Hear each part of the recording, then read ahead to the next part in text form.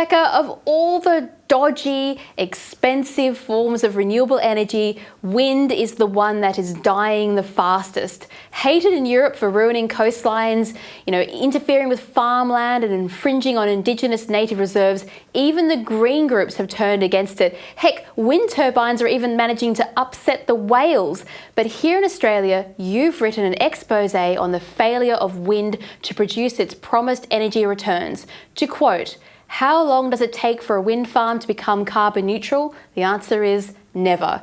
Rebecca, give us a few examples. How badly is wind actually doing?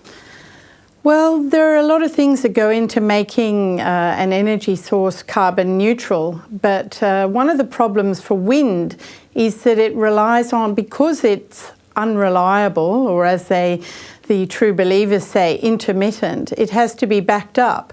And that backup for the foreseeable future is fossil fuel.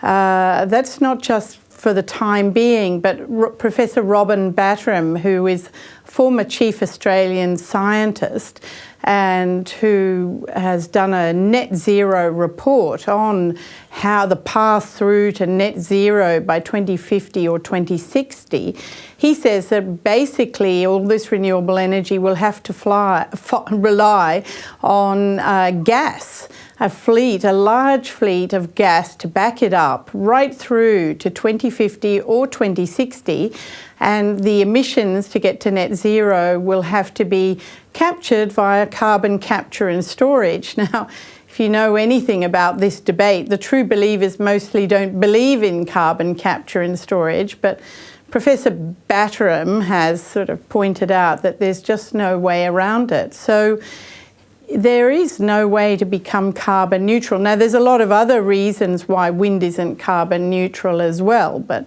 that's probably the easiest one to explain.